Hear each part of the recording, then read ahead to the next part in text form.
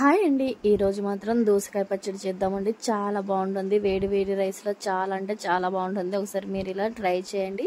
దీనికోసం ముందుగా స్టవ్ వెలిగించి ఒక కడాయి తీసుకొని కొద్దిగా ఆయిల్ వేసుకోండి. ఆయిల్ వేసుకున్న తర్వాత దీంట్లో కట్ చేసి పెట్టుకున్న పచ్చిమిర్చి ముక్కలు కూడా దీంట్లో వేసుకోండి. అలాగే ఎల్లిపాయ ముక్కలు కూడా దీంట్లో వేసుకొని ఒకసారి ఫ్రై చేసుకోండి. అలాగే కొద్దిగా ఎండుమిర్చి కూడా దీంట్లో యాడ్ చేయండి. ఇలా యాడ్ చేసి ఒకసారి కలుపుకోండి. చాలా బాగుంటుందండి వేడి వేడి రైస్లో. అంటే ఏం తినాలనిపోయినప్పుడు ఇలా కనుక చేసుకోండి. అంటే ఒక ముద్ద ఎక్కువే కానీ తక్కువ తినరు, అంత బాగుంటుంది. ఇలా ఫ్రై అయిపోయిన తర్వాత దీంట్లోనే పల్లీలు, దీంతోపాటు శనగపప్పు కూడా దీంట్లో యాడ్ చేసుకోవచ్చు మీకు ఇష్టం ఉంటే కనుక, లేకుంటే లేదు. ఇవి కొద్దిగా ఫ్రై అయిపోయిన తర్వాత దీంట్లో కొద్దిగా జీలకర్ర కూడా దీంట్లో వేసుకోండి.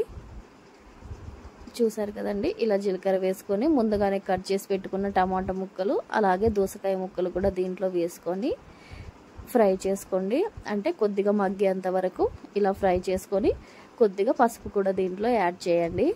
కలర్ కోసం చాలా బాగుంటుందండి ఈ రెసిపీ. సింపుల్ అండ్ ఈజీగా చేసుకోవచ్చు. చూసారు కదండి, ఇలా ఒకసారి మొత్తంగా కలుపుకొని మగ్గిన తర్వాత పూర్తిగా చల్లగా అయిన తర్వాత మిక్సీ పట్టుకోండి. చాలా బాగుంటుందండి. రుబ్బుకునే వాళ్ళు రుబ్బుకొని కూడా తినొచ్చు. చూసారు కదా, టైం లేనప్పుడు ఇలా ఈజీగా చేసుకోండి. ఒక ముద్ద ఎక్కువే కానీ తక్కువ తినరు, అంత బాగుంటుంది. చూసారు కదండి, ఇలా కొద్దిగా బరకలు బరకలుగా ఉండేలాగా మిక్సీ పట్టుకోండి.